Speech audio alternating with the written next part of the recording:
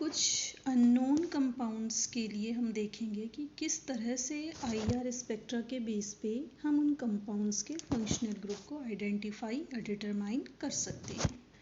ये एक अननोन कोई कंपाउंड है, उसका हमारे पास में आईआर स्पेक्ट्रम है और देखते हैं इनकी फ्रीक्वेंसीज या एब्जॉर्प्शन या पीक्स के बेस पे कैसे हम समझ पाएंगे कि इस कंपाउंड में कौन सा फंक्शनल ग्रुप है। फ्रॉम हायर टू लोअर अगर हम स्टार्ट करें तो सबसे पहला ये जो पीक है 2995 पे और दूसरी पीक 2890 पे, यानी कि लगभग 3000 के आसपास ये जो दो पीक्स हैं ये CH स्ट्रेचिंग की पीक्स हैं। CH स्ट्रेचिंग पीक के बाद लोअर एरिया की तरफ जब हम जाते हैं तो ये 1700-1800 के आसपास दो पीक्स का मिलना हमको ये बता रहा है। 1700 की जो रेंज होती है और एकदम शार्प एब्जॉर्प्शन जैसे हम देख रहे हैं, ये पूरा बहुत अच्छी हमको एक शार्प पीक या एक स्ट्रॉन्ग एब्जॉर्प्शन हमको यहाँ पे दिख रहा है। इट मीन्स कि ये जो है ये CO एब्जॉर्प्शन को शो कर रहा है। लेकिन ध्यान हम ये दें कि यहाँ पर दो पीक्स दिख रही हैं और दो पीक्स का मतलब हो गया कि इसमें दो C डबल बॉन्ड O या दो CO ग्रुप होने चाहिए। आगे बढ़ते हैं और आते हैं हम इधर 1035, ये वाला जो एक ब्रॉड बहुत ही शार्प ब्रॉड पीक हमको एक मिल रही है, एक अच्छा एब्जॉर्प्शन यहाँ पर है। ये हमें बता रहा है कि ये जो वाइब्रेशन है ये किस तरह का है, C single bond O stretching vibration. ये जो फर्स्ट सर्किल हमने बनाया था ये वाला, ये है C डबल बॉन्ड O के लिए और ये है C सिंगल बॉन्ड O के लिए, जो कि हमें अल्कोहल्स में और ईथर्स में इनमें हमको मिलता है। तो ये इस तरह की पीक्स हमने देखी। यहाँ तक के बेस पे हम ये समझे कि इसमें CO बॉन्ड भी है, डबल बॉन्ड भी है और C सिंगल बॉन्ड O भी है।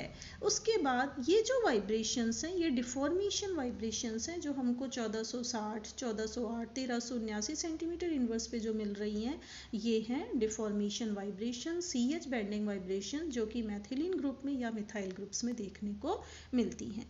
तो सिंपल CH स्ट्रेचिंग वाइब्रेशन के अलावा हमको यहाँ पे दो CO ग्रुप दिखे जो कैसे हैं, C सिंगल बॉन्ड O भी है। इट मीन्स कि C डबल बॉन्ड O ये कंबाइन हो रहा है किसके साथ में, C सिंगल बॉन्ड O के साथ में।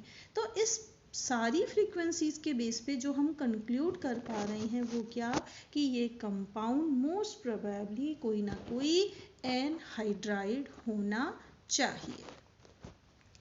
नेक्स्ट आते हैं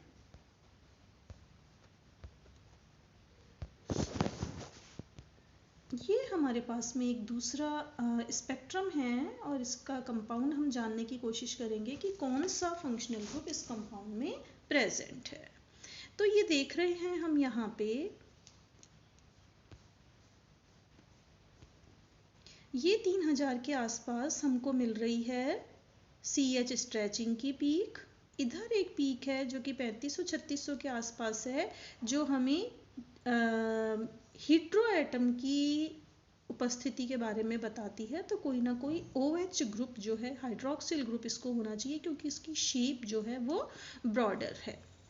और इसी तरह से ये हम आते हैं लगभग इस वाली पीक पे हम आते हैं। ये पीक जो है ये अगेन किसको बता रही है, अल्कोहल्स में C सिंगल बॉन्ड O को 1050 पे आ रही है। इसका मतलब मोस्ट प्रोबेबली इसको कोई प्राइमरी अल्कोहल होना चाहिए। तो प्राइमरी अल्कोहल्स में हम देख रहे हैं C सिंगल बॉन्ड O।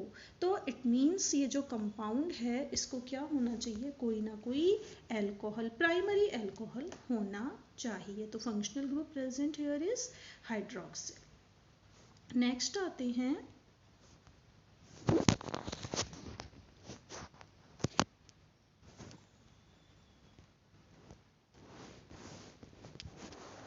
इस वाले स्पेक्ट्रम पे और यहाँ जब हम स्टार्ट करते हैं तो ये हमें यहाँ पे बहुत अच्छी एक ब्रॉड पीक मिल रही है जो किसको बताती है, हाइड्रोक्सिल ग्रुप को।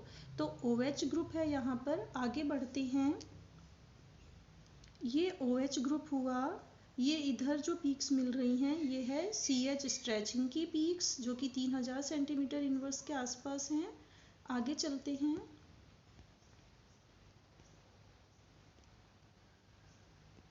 1400 से 1600 सेंटीमीटर इनवर्स पे ये कई सारी पीक्स का मिलना हमें बता रहा है। ये कई सारी पीक्स हमको इस एरिया में मिल रही हैं, ये इधर भी अपने को मिल रही हैं। तो ये पीक्स जो हैं ये C+C स्ट्रेचिंग के लिए होती हैं और कई सारी पीक्स का मिलना ये बताता है कि इसमें एरोमेटिक रिंग जो है या बेंजीन रिंग जो है वो प्रेजेंट है। तो अभी तक में हमने देखा hydroxyl group, CH stretching, C+C stretching in benzene और इन एरोमेटिक सिस्टम। और ये जो 1200 के आसपास आ रही है पीक, ये है C सिंगल बॉन्ड O के लिए। जैसे हमने देखा था प्राइमरी अल्कोहल्स में 1050 के आसपास होती है, सेकेंडरी पे जाते हैं तो 1100 होती है, आगे जाते हैं टर्शरी पे तो 1150 करीब पे होती है। और जब हम 1200 सेंटीमीटर इनवर्स के आसपास अगर हमको ऐसी अच्छी ब्रॉड पीक मिलती है तो ये C single bond O stretching की तरफ इशारा करती है, किसमें, फिनॉल्स में। तो ये जो कंपाउंड है ये एक फिनॉल होना चाहिए। आगे चलते हैं, ये पीक, ये बहुत शार्प पीक है और इसकी पोजीशन हम देखते हैं तो 800 सेंटीमीटर इनवर्स के आसपास हमको मिल रही है। तो 800 सेंटीमीटर के आसपास, 800 सेंटीमीटर इनवर्स के आसपास जो ये पीक हमको मिल रही है ये बताती है पैरा सब्स्टिट्यूशन को। ये पीक जो है ये पैरा सब्स्टिट्यूशन फिनॉल्स में शो कर रही है। तो इसका मतलब ये हुआ कि ये जो स्पेक्ट्रा है ये पैरा सब्स्टिट्यूटेड फिनॉल का स्पेक्ट्रम है। हाइड्रोक्सिल ग्रुप देखा हमने, CH स्ट्रेचिंग देखी, एरोमेटिक या बेंजीन रिंग की उपस्थिति देखी, उसके बाद में C single bond O stretching देखी और फिर उसके बाद में पैरा सब्स्टिट्यूशन का भी हमको इंडिकेशन मिला। तो इस तरह से ये क्लियर हुआ कि ये जो कंपाउंड है ये कोई ना कोई फिनॉल होना चाहिए।